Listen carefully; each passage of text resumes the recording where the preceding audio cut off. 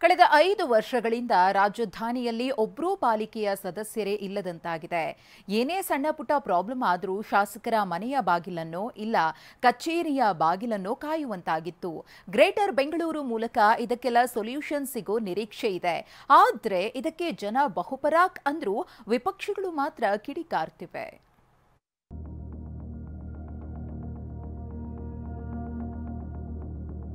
Greater Bengaluru ಆಡಳಿತ ವಿಧೇಯಕವನ್ನು ಪರ್ಯಾಲೋಚಿಸಬೇಕೆಂದು ಸೂಚಿಸುತ್ತೇನೆ. ಪ್ರಸ್ತಾವಕ್ಕೆ ಅನುಮೋದನೆ ದೊರಕಿದೆ.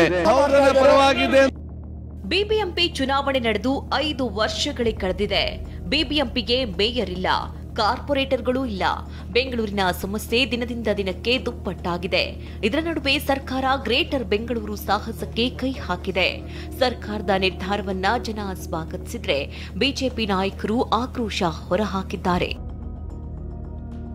ಬಿಬಿಎಂಪಿ ವಿಭಜನೆ ನಿರ್ಧಾರಕ್ಕೆ ಜೈ ಎಂದ ಜನ. ಗ್ರೇಟರ್ ಬೆಂಗಳೂರು ರಚನೆಗೆ ಬಿಜೆಪಿ ಜೆಡಿಎಸ್ ವಿರೋಧ. ವಿಧಾನಸಭೆಯಲ್ಲಿ ನಿನ್ನೆ ಗ್ರೇಟರ್ ಬೆಂಗಳೂರು ಮಸೂದೆ ಅಂಗೀಕಾರವಾಗಿದೆ. ಈ ಮೂಲಕ ಜನಸಾಮಾನ್ಯರಿಗೆ ಮೂಲಭೂತ ಸೌಲಭ್ಯ ನೀಡಲು ಮುಂದಾಗಿದ್ದಾರೆ. ಸರ್ಕಾರದ ನಡೆಗೆ ಸಾರ್ವಜನಿಕ ವಲಯದಲ್ಲಿ ಮಿಶ್ರ ಪ್ರತಿಕ್ರಿಯೆ ವ್ಯಕ್ತವಾಗ್ತಿದೆಯಾದರೂ ಹಲವರು ಸರ್ಕಾರದ ನಿರ್ಧಾರ ಸ್ವಾಗತಿಸಿದ್ದಾರೆ. ಒಡೆದಾಳೋದ್ರಲ್ಲಿ ಕಾಂಗ್ರೆಸ್ನವರು ನಿಸ್ಸೀಮರು. ರಾಜ್ಯ ಸರ್ಕಾರದ ವಿರುದ್ಧ ಎಚ್ಡಿಕೆ ವಾಗ್ದಾಳಿ. ಗ್ರೇಟರ್ ಬೆಂಗಳೂರು ನಿರ್ಧಾರದ ವಿರುದ್ಧ ಕೇಂದ್ರ ಸಚಿವ ಎಚ್ಡಿ ಕುಮಾರಸ್ವಾಮಿ ಕೆಂಡ ಕಾರಿದ್ದಾರೆ. ಈ ಬಗ್ಗೆ ಟ್ವೀಟ್ ಮಾಡಿರುವ ಎಚ್ಡಿಕೆ, ಒಡೆದಾಳುವುದರಲ್ಲಿ ಕಾಂಗ್ರೆಸ್ಸೇ ಸಾಟಿ. ಅಂದು ಅಖಂಡ ಭಾರತವನ್ನ ಹೋಳು ಮಾಡಿತು, ಇಂದು ಬೆಂಗಳೂರು ಮಹಾನಗರವನ್ನ ಹೋಳು ಮಾಡ್ತಾ ಇದೆ.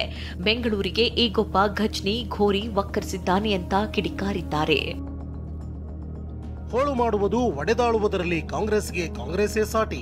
75 ವರ್ಷದಿಂದ ಇದನ್ನೇ ಮಾಡಿದೆ, ಮುಂದುವರೆಸಿದೆ. ಕಾಂಗ್ರೆಸ್ ನೀತಿಯೇ ಡಿವೈಡ್ ಅಂಡ್ ರೂಲ್. ಅಂದು ಅಖಂಡ ಭಾರತವನ್ನ ಹೋಳು ಮಾಡಿತು, ಇಂದು ಬೆಂಗಳೂರು ಮಹಾನಗರವನ್ನ ಹೋಳು ಮಾಡುತ್ತಿದೆ. ದುರುದ್ದೇಶವಿಷ್ಟೇ, ನಾಡಪ್ರಭು ಕೆಂಪೇಗೌಡರ ಪರಂಪರೆಯನ್ನು ಬೇರು ಸಮೇತ ಹಾಳು ಮಾಡುವುದು. ಗ್ರೇಟರ್ ಬೆಂಗಳೂರು ಹೆಸರಿಗಷ್ಟೇ. ಲೂಟರ್ ಉದ್ದೇಶ ಕೊಳ್ಳೆ ಹೊಡೆಯುವುದಷ್ಟೇ. ಅಧಿಕಾರ ಅಭಿವೃದ್ಧಿ ವಿಕೇಂದ್ರೀಕರಣವಲ್ಲ, ಇದು ಲೂಟಿಯ ವಿಕೇಂದ್ರೀಕರಣ. ಲೂಟಿಕೋರರಾದ ಮೊಹಮ್ಮದ್ ಗಜ್ನಿ, ಮೊಹಮ್ಮದ್ ಗೋರಿ ಸಂಪದ್ಭರಿತ ಭಾರತವನ್ನ ಲೂಟಿಗೈದರು. ಬೆಂಗಳೂರಿಗೆ ಈಗೊಬ್ಬ ಘಜ್ನಿ ಗೋರಿ ವಕ್ಕರಿಸಿದ್ದಾನೆ. ಲೂಟಿಗೆ 7 ದಾರಿ ಹುಡುಕುತ್ತಿದ್ದಾನೆ. ಗ್ರೇಟರ್ ಬೆಂಗಳೂರು ವಿರೋಧಿಸಿ ಬಿಡದಿಯಲ್ಲಿ ತೀವ್ರ ಪರ ವಿರೋಧದ ಚರ್ಚೆ ನಡೆಯಿತು. ಹೊಸೂರಿನ ಮದ್ದೂರಮ್ಮ ದೇಗುಲದಲ್ಲಿ ನಡೆದ ಸಭೆಯಲ್ಲಿ ಕೈ ಮಿಲಾಯಿಸೋ ಹಂತಕ್ಕೂ ಮಾತಿನ ಚಕಮಕಿ ನಡೆಯಿತು.